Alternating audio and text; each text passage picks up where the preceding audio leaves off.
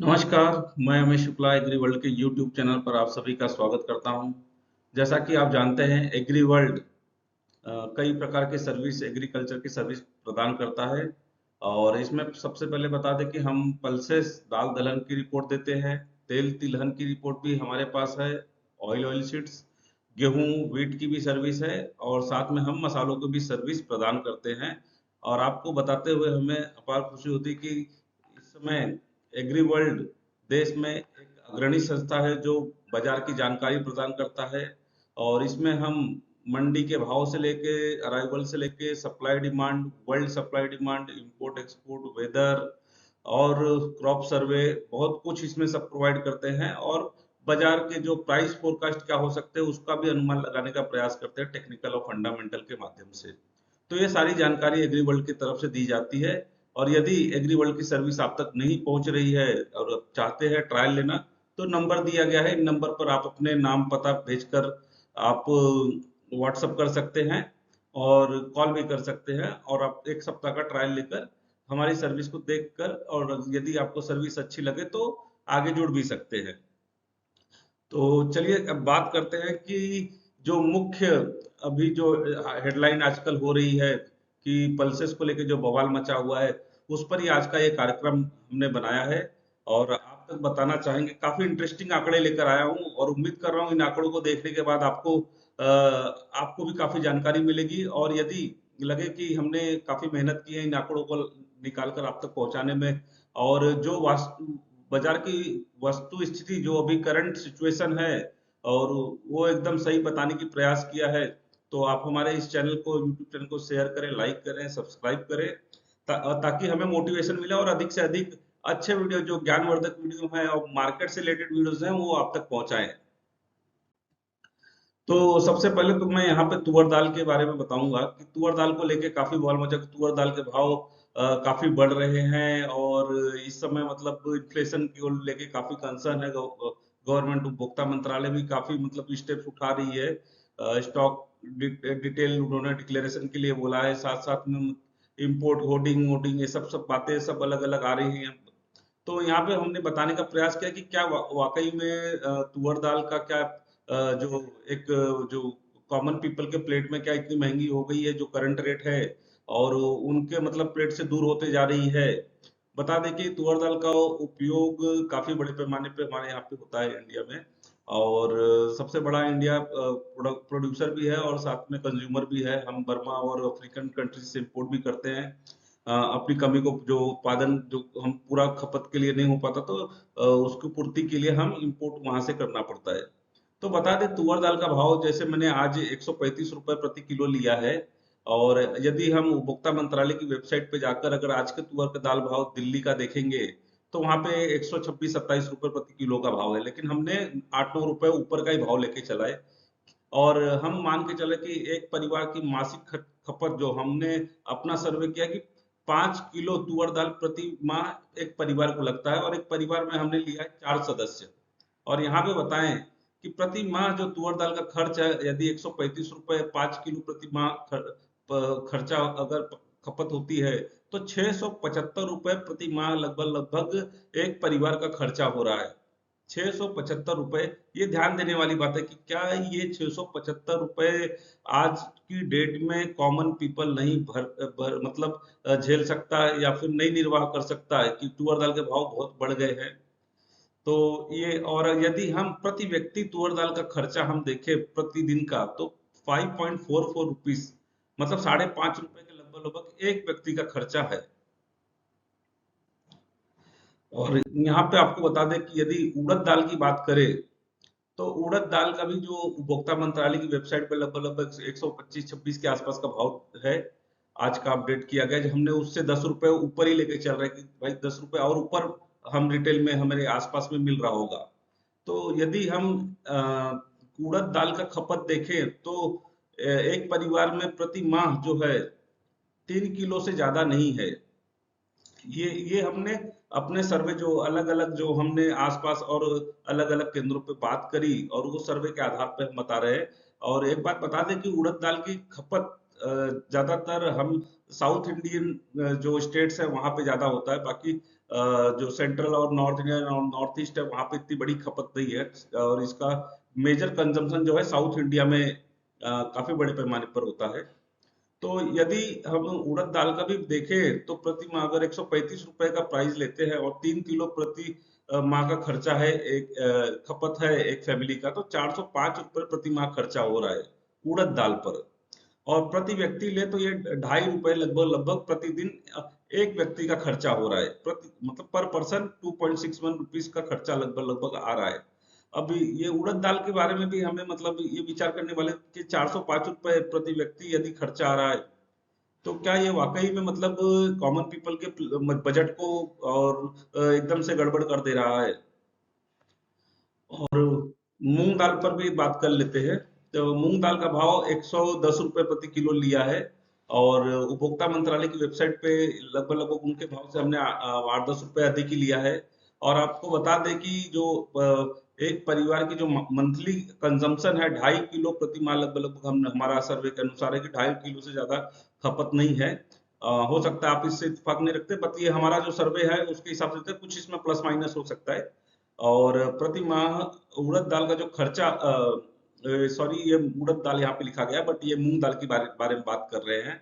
मूंग दाल का खर्चा मतलब प्रति माह 312 रुपए प्रति माह है, मतलब पूरी फैमिली 312 रुपए में उनका मतलब जो मूंग दाल की खपत लगभग लगभग प्रति माह सिर्फ 312 रुपए का बजट आता रहेगा। और प्रति व्यक्ति जो मूंग दाल यहाँ पे मैं क्षमा चाहूंगा, यहाँ पे भी उड़द दाल रह गया है, बट मैं इस वीडियो को अभी कंटिन्यू करना चाहता हूँ कि इसमें चेंजेस करने जाएंगे तो काफी समय लगेगा। अभी डेटा ये सब बनाने में और सब पूरा रिसर्च करने में ही काफी समय लगा। तो यदि मूंग दाल पर अगर जो हम खर्च मानते हैं प्रति व्यक्ति 2 रुपए मात्र आ रहा है, एक व्यक्ति पर प्रतिदिन 2 रुपए का खर्चा आ रहा है। तो अब ये सोचने वाली बात है हमें कि जो तुअर दाल, उड़द दाल, मूंग दाल, यदि हम जो तीन आज की डेट में थोड़े शॉर्टेज के आइटम अगर बने हैं, कि क्या वाकई में मतलब ये गरीबों का जो है या फिर कॉमन मैन मीडियम जो कॉमन क्लास है उनके मतलब बजट को सही में मतलब डिस्टर्ब कर दे रहा है, या गृहिणी के जो है वो मतलब इन दालों के भाव इतने बढ़ गए कि वो किचन में खा नहीं पा रहे, या फिर वो ये भाव में खरीद नहीं पा रहे। तो ऐसा तो नहीं लगता कि आज की डेट में ये जो भाव है जो प्रति व्यक्ति प्रति फैमिली जो खपत है कोई बहुत बड़ी खपत नहीं है। हालांकि हमारे ये जो डेली प्लेट का अहम हिस्सा है इन ये दालों का, और खास करके जैसे हम यदि सेंट्रल से नॉर्थ इंडिया की तरफ जाएं तो तुअर दाल का खपत ज्यादा होता है। साउथ इंडिया में तुअर दाल की खपत है, बट इतना मेजर इतना नहीं होता, वहां पे उड़द की खपत है। तो इस तरीके से ये जो पूरा डिमांड भी है जो कंट्री में स्टेट वाइज स्कैटर्ड है, ऐसा नहीं कि मतलब पूरा इंडिया ही तुअर दाल डेली दोनों टाइम खा रहा है, या फिर पूरा कंट्री ही उड़द दाल खा रहा है या मूंग दाल खा रहा है। ये डिवाइडेड है, कोई मतलब रीजन में तुअर दाल की खपत ज्यादा है तो कोई रीजन में उड़द दाल की खपत ज्यादा है, कहीं मूंग दाल, कहीं मसूर दाल का चलन जैसे नॉर्थ ईस्ट साइड में काफी बड़े पैमाने पे होता है। तो अलग अलग दालों का अलग अलग प्रकार से मतलब खपत उन क्षेत्रों में ज्यादा होता है। तो ये जो खपत है, कंजम्पशन है, स्कैटर्ड है होने की वजह से मतलब इतना कोई विशेष चिंता की बात नहीं है। और हमने देखा है मतलब कि ये जो प्रति अगर हम फैमिली ले रहे हैं कि जो कंजम्पशन है तो बहुत बड़ा उनके बजट पे मतलब फर्क नहीं पड़ेगा।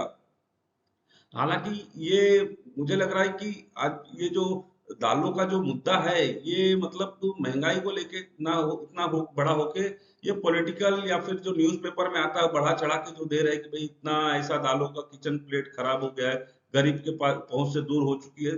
तो ये सब मतलब सिर्फ मतलब एक न्यूज, सिर्फ ब्रेकिंग न्यूज चलाना है बस जिनको उनके लिए है। बाकी अगर हम जमीनी स्थिति देखें तो ऐसा नहीं लगता कि आज की डेट में अगर हम पिछले 7-8 सालों में देखें तो स्टैंडर्ड ऑफ लिविंग जो बढ़ा है, लोगों का आय बढ़ी है, और काफी कुछ मतलब जो है बढ़ने से जो जो और हमारी खपत भी मतलब साल दर साल बढ़ी है, उस हिसाब से प्रोडक्शन भी बढ़ा। तो जो प्राइजेस है मतलब अभी तक ऐसा बहुत इफेक्ट नहीं करेगा। बाकी सबकी अपनी अपनी सोच हो सकती है, लेकिन हमारा जो ये जो पूरा एक देखे हम जो आज डे बाय डे चाहे अर्बन रूरल एरिया में जाके जो आज की जीवन शैली देख रहे हैं, तो ये मतलब उस हिसाब से कोई बहुत बड़ा मतलब मुद्दा नहीं दिखता आपको। आपको बता दें कि सरकार कई सारी कल्याणकारी योजनाएं चला रही है। स्टेट लेवल पे राज्य सरकारें भी चला रही है, सेंट्रल गवर्नमेंट भी चला रही है, जिसमें मतलब मुफ्त में राशन भी बांटा जा रहा है। गेहूं है, चावल है, शक्कर है, सब्सिडी रेट पे दिया जा रहा है या मुफ्त में बांटा जा रहा है। और राज्य सरकारें भी टाइम टू टाइम मतलब आंगनवाड़ी में या फिर मिड डे मील के थ्रू मतलब फ्री में ये सारी सब चीजें डिस्ट्रीब्यूशन कर रही हैं। और आपको बता दें कि सरकार की कई ऐसी योजनाएं हैं कि जो मतलब डायरेक्ट बेनिफिट मतलब उनके अकाउंट में पैसे भी ट्रांसफर कर रही हैं। तो जो स्टैंडर्ड ऑफ लिविंग और सरकार की जो इतनी सारी योजनाएं हैं, तो लोगों का जो है जो जो है एक्सपेंडिचर है वो करने का तरीका भी बदला है। तो इतना कोई कंसर्निंग बात है। और अभी ये सब जो अभी हाल फिलहाल में जो स्टेंस हो रहे हैं, जो मतलब सरकार द्वारा कदम उठाए जा रहे हैं कि अब ये जमाखोरी हो रही है, स्टॉक डिटेल डिक्लेरेशन करना बहुत जरूरी है, इससे पूरा इंडस्ट्री धीरे धीरे थोड़ा सा दिक्कत में आ रहा है। हालांकि यदि सरकार को लगता है कि ये स्टॉक डिक्लेरेशन करके और ये सब खपत वपत निकाल के अच्छी बात है, उससे आइडिया तो लगेगा कि भाई देश में कितना स्टॉक है। और लोग सहयोग भी कर रहे हैं इस चीज में और आगे भी करेंगे। आपको बता दें कि जो दालों के भाव हम देख रहे हैं, लेकिन इस पीरियड में हम ये नहीं देख रहे हैं कि पिछले 5-7 सालों में क्या हुआ है। आपको बता दें, ये अभी मैं डेटा के साथ में आपको बात करूंगा कि ये 2015 का हम चना दाल का प्राइस, तुअर दाल का, उड़द, मूंग दाल और मसूर दाल का प्राइस मैंने 2015 और आज का प्राइस लिया है। तो चना दाल का भाव जो 54 रुपए प्रति किलो था 2015 में, और ये अभी 72 रुपीज लगभग लगभग उपभोक्ता मंत्रालय कंज्यूमर अफेयर मिनिस्ट्री के डिपार्टमेंट पे दिखा रहा है प्राइस, आज का 72 है। 33% मतलब पिछले 8 सालों में 33% दाम बढ़े हैं चना दाल के। और हम तुअर दाल के देखें तो 83 से 127 हुआ है, 53% बढ़ा है। उड़द दाल का 84 से 123 हो चुका है, 46%। मूंग दाल का लगभग 98 से 112 रुपए हो गया है, 14% से अधिक वृद्धि हुई है। और मसूर दाल की बात करें तो लगभग 84 से 90 हुआ है। सबसे कम मसूर दाल के भाव बढ़े हैं और सबसे अधिक हम देखें तो तुअर दाल के दाम बढ़े। बट ये 8 सालों में हुआ है। 53% जो मसूर दाल के बढ़े हैं।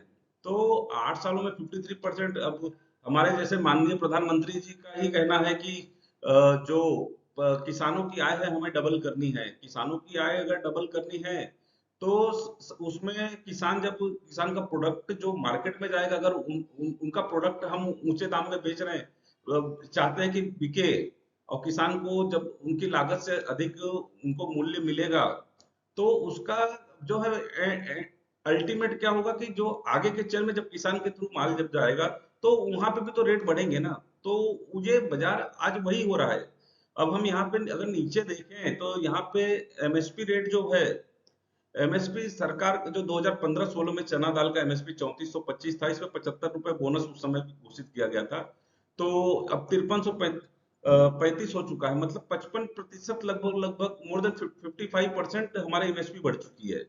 तुअर दाल पे हमारी एमएसपी लगभग लगभग 50% बढ़ गई है 2015-16 से अभी तक।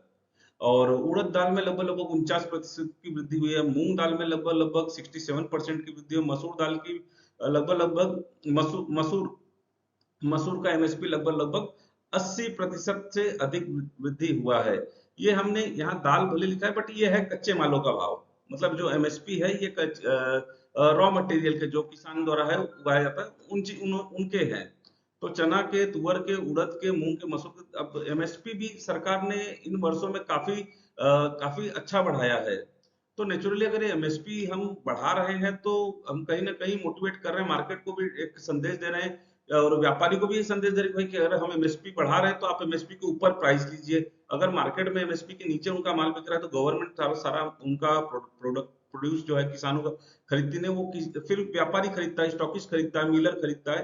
तो अगर ये तरीके से यदि जो चल रहा है, अगर प्राइजेस को दबाने के लिए, तो आने वाले समय में किसानों को उसके दाम कम मिलेंगे। और हम पल्सेस का जो एरिया देख रहे हैं धीरे धीरे थोड़ा श्रिंक हो रहा है, किसान दूसरे खेती की तरफ मुड़ रहे हैं। उससे क्या हो रहा है कि जो दालों का उत्पादन हमारा ईयर ऑन ईयर धीरे धीरे कम हो रहा है। अच्छा, यहाँ पे हम बात करें तो एक चीज और देखने वाली बात है कि हम यदि अपना जो रुपए डॉलर के मुकाबले रुपया है, अगर ये देखे पिछले मतलब 2015-16 से अभी तक मतलब लगभग 30% अपना रुपया भी कमजोर हुआ है। तो इससे क्या होता है कि अपना आयात जो है महंगा पड़ता है। जो रुपए में इतनी कमजोरी आई है, तो लगभग लगभग 30% तो रोल जो इंपोर्ट में है वो रुपए का भी है। और दूसरी बात देखिए, हमने यहाँ पे डीजल का भी भाव लिया दिल्ली में, जो 2015 में लगभग लगभग 48 रुपए प्रति लीटर डीजल के भाव थे, वो 89 के ऊपर आ चुके हैं। मतलब 85% तो डीजल के भाव बढ़े हैं। तो इससे ट्रांसपोर्टेशन जो खर्चे हैं ये सब भी बढ़े हैं। तो मतलब ऐसा नहीं कि एक ही सिर्फ दाल के भाव बढ़ रहे हैं, साथ साथ में सब चीज सरकार ने एमएसपी भी बढ़ाया है। अपना रुपया कमजोर हुआ है उस दौरान। अब हमारे मतलब जो डीजल पेट्रोल के दाम है बढ़े हैं। और ऐसा नहीं कि सिर्फ इनके दाम बढ़े हैं, बिजली के दाम बढ़े हैं इस दौरान। काफी सब्सटेंशियल इंक्रीज हुआ है। खाद्य तेलों के दाम बढ़ चुके हैं। पानी की दाम बढ़ गए हैं। मजदूरी, ट्रांसपोर्टेशन भाड़ा, कर्मचारियों के वेतन, टैक्स, वेयर हाउस खर्चे, ये जो कुछ खर्चे मैंने जुड़ा है, इसमें अभी कई सारे और खर्चे भी हैं। अगर लिस्ट जोड़ते जाएंगे तो काफी लंबी हो जाएगी। तो इन सब के भी दाम इस दौरान बढ़े हैं। तो फिर हम कैसे एक्सपेक्ट कर सकते हैं कि जो प्रोड्यूसर है दालों का, वो सस्ते में माल बेचे?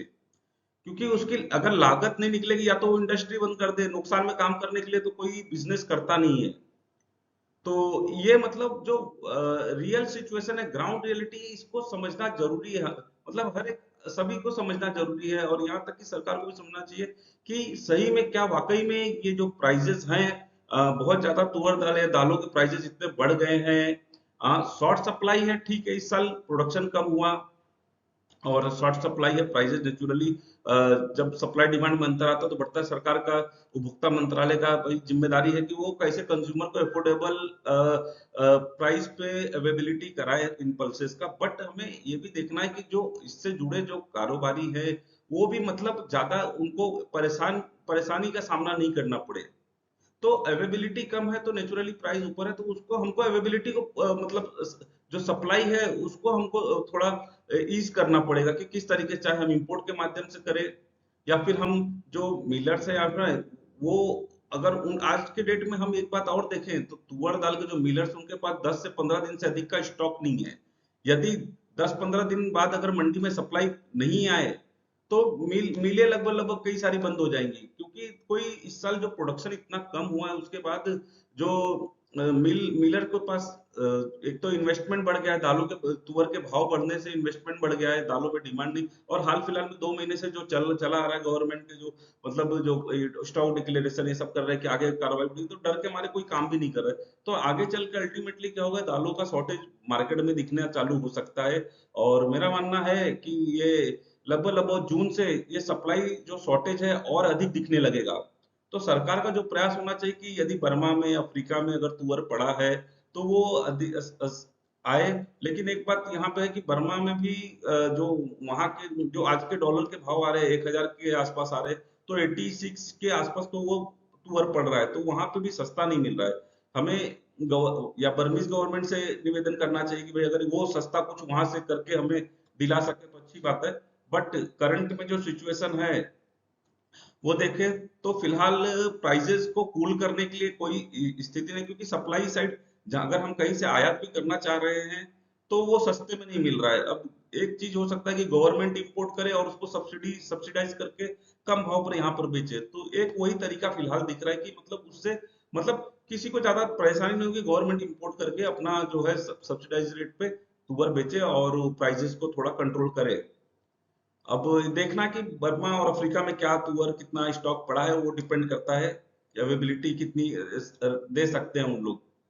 हालांकि अभी काफी जो इंडिया का जो तुअर का सीजन आने में काफी लंबा टाइम है। अभी हम अप्रैल में है और इंडिया का तुअर आएगा लगभग लगभग दिसंबर में, मान के चलिए। वो भी सब वेदर उधर सब फेवरेबल रहेगा तब। और इस बीच में सितंबर से लगभग लगभग अफ्रीका की तुअर भी आएगी। तो सितंबर से अगर अफ्रीका की तुअर आएगी तो उम्मीद है कि धीरे धीरे बाजार मतलब सप्लाई साइड थोड़ा कंसर्न जो है दूर होगा। बट टिल सितंबर तो हम मान के चल सकते हैं कि सप्लाई के लिए बड़ी दिक्कत रहेगी। अब इस सप्लाई को किस तरीके से हम फुलफिल कर सकते हैं, ये सरकार को यहाँ पे देखना ज्यादा जरूरी है। अब आगे अगर ही बता दूं आपको, तो ये हमने बर्मा का लेमन तुअर के प्राइजेस और हमने प्रोडक्शन भी डेटा आपको दिखाने का प्रयास किया कि पहले और अब में क्या स्थिति है। तो हम पूरा आंकड़ों के साथ बात कर रहे हैं। ऐसा मतलब कि हवा हवाई बातें नहीं कर रहे कि मतलब कि जो हुआ है ये मतलब होर्डिंग के कारण, या फिर ठीक है थोड़ा बहुत इतना बड़ा कंट्री है तो कुछ लोग जो है थोड़े ग्रीड के चलते थोड़ा होर्डिंग करते होंगे, ऐसा नहीं बोल सकते कि नहीं करते होंगे। सभी तरीके के लोग हैं, पांचों उंगलियां जैसे बोलते हैं ना बराबर नहीं होता, तो बट जो मेजर इशू है वो मतलब सप्लाई के कारण है, प्रोडक्शन कम होने के कारण मेजर कंसर्न है। और यहाँ पे बता दें लेमन तुअर जो 14 नवंबर 2018 का मुझे प्राइजेस मिल सका तो मैंने वहां से लिया। 2016-17 का मैंने नहीं लिया क्योंकि उस समय 15-16 में काफी नॉर्मल प्राइस बढ़ गए थे। वो उस समय तो 1000-1200 के डॉलर के ऊपर भाव चले गए थे उस समय। तो वो प्राइसेस लेते तो पूरा थोड़ा सा डेटा गड़बड़ दिखता था, तो इसलिए हमने ये 2018 का डेटा लिया है मैंने, जो बर्मा का है। तो ये सीआईएफ के प्राइसेस है और डॉलर पर मेट्रिक टन में है। 520 लेमन का भाव था ये 2018 में 14 नवंबर को, और आज की डेट में ये 1020 हो गया, लगभग लगभग 96% बढ़ गया है।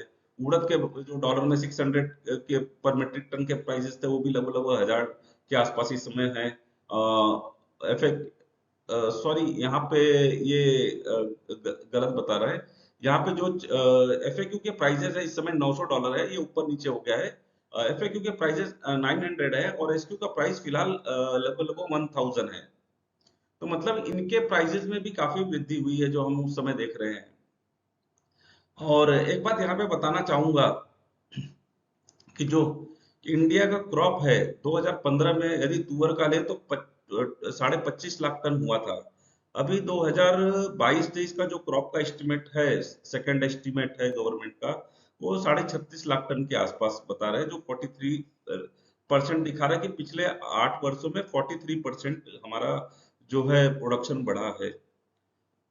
बट आपको बताना चाहेंगे कि ये जो नंबर्स हैं अभी आज के, यदि आप मार्केट में ट्रेड सोर्स से आप निकालें डेटा तो ये नंबर्स में काफी बड़ा, और मार्केट जो ट्रेड सोर्स है, जैसे हमने खुद सर्वे किया हुआ था, हमने महाराष्ट्र, कर्नाटका, गुजरात, एमपी, इन स्टेट का सर्वे करके हमने मतलब जो ग्राउंड पे एक एक मतलब डिस्ट्रिक्ट में एक एक तालुका पे लगभग जो मेजर प्रोडक्शन एरिया थे वहां पे घूम घूम कर हमने देखा है 25 लाख टन प्लस तुअर इस साल हमें नहीं लग रही। हमने शुरू से ही बोला है, ये आज से नहीं, हम लगभग लगभग अक्टूबर नवंबर से हम फोरकास्ट करें कि 25 लाख टन से तुअर ज्यादा नहीं आएगी, क्योंकि हमने एक नहीं दो दो बार ग्राउंड पे जाके सर्वे किया है। तो और हमने उम्मीद भी लगाई थी कि प्राइसेस बढ़ेंगे, लगभग लगभग 85-90 के रेंज में जाएंगे, और लगभग लगभग वो होते हुए दिखा। ये इसी कारण कि प्रोडक्शन में बड़ा शॉर्टेज था, तो जिसकी वजह से ये आज हम इशू देख रहे हैं कि ये प्राइजेस जो बढ़े हैं। ये जो अभी हम देखें 2000 जो ये जो 25 लाख का जो 25.5 लाख टन का तुअर का प्रोडक्शन डेटा हम बता रहे हैं, आज भी हम वही प्रोडक्शन लगभग लगभग उसी के आसपास है, उससे हमारा प्रोडक्शन नहीं ज्यादा नहीं है। यदि मौसम मौसम थोड़ा सपोर्ट करता तो हम मतलब 32-35 लाख टन तक पहुंच जाते हैं, उससे ऊपर फिलहाल नहीं है। पिछले 2-3 वर्षों से हम देखें तो वेदर में कुछ ना कुछ इश्यू आने की वजह से और यील्ड में वो बेटर यील्ड नहीं हो पा रहा है, सीड क्वालिटी अच्छी नहीं है हम दे पा रहे हैं, उसके कारण मतलब यील्ड हमारा बढ़ा नहीं है। हालांकि एग्रीकल्चर डिपार्टमेंट की वेबसाइट पे जाके जब हम आंकड़े देखते हैं तो हम खुद मतलब आश्चर्यचकित होते हैं कि ये प्रोडक्शन नंबर्स, क्योंकि हमारे जो सर्वे हम जब करते हैं ग्राउंड पे घूमकर, उन नंबर से बिल्कुल भी मैच नहीं करता। और सबसे बड़ी बात है कि इस साल जो एग्रीकल्चर डिपार्टमेंट सोइंग का नंबर्स दिखा था उसमें भी काफी मतलब गड़बड़ी थी, क्योंकि 30% तक सोइंग कम थी तुअर की, मिनिमम 30% बता रहा हूँ, क्योंकि कॉटन और सोयाबीन का सोइंग इस बार बम्पर हुआ था, तो चाहे कर्नाटक हो चाहे महाराष्ट्र में हो, तो इसकी वजह से ये तुअर में हमने ये सब देखा। और हमको प्रोडक्शन बढ़ाने की जरूरत है, फार्मर्स को मोटिवेट करने की जरूरत है, इंडस्ट्री को मोटिवेट करने की जरूरत है। और जो प्राइजेस हम तुअर दाल को लेके चल रहे हैं, हमें आने वाले समय में अभी इस साल का भी खरीफ का एमएसपी अभी आएगा, अब जो प्राइजेस 66 के तुअर के हैं, और इसके एमएसपी बढ़ने के बाद देखो फिर आगे जो एमएसपी जैसे साल दर साल बढ़ेगी तो मतलब दाल सस्ती मिलने की ये जो करंट प्राइसेस है इसमें हमें नहीं लगता कि बहुत ज्यादा वेरिएशन आएगा। हम तुअर 70-80-85 की रेंज में खरीद के दाल चाहेंगे 100 रुपए बिके तो मुश्किल है। और एमएसपी साल दर साल बढ़ रहा है तो दालों के भाव भी उसके अनुपात एटलीस्ट बढ़ेंगे, और सप्लाई डिमांड में यदि कुछ डिसबैलेंस हुआ तो प्राइसेस थोड़े नॉर्मल हम देख सकते हैं बढ़ते हुए। तो मार्केट सप्लाई डिमांड पे चलता है, ज्यादा इंटरवेंशन से पूरा ट्रेड डिसरप्ट होगा। फार्मर के पास जो आज भी माल पड़ा हुआ है बेच रहे हैं, तो वो कम भाव पे उनको अगर अच्छे भाव मिलेंगे तो फिर वो अगले साल सोइंग बढ़ाएंगे नेचुरली। आगे पीछे कहीं ना कहीं प्राइसेस, फिर वो सप्लाई डिमांड मैच होगा तो प्राइसेस भी कूल हो जाएंगे। और मार्केट को सप्लाई डिमांड पे छोड़ना चाहिए, सप्लाई डिमांड पे चले तो ज्यादा बेटर है।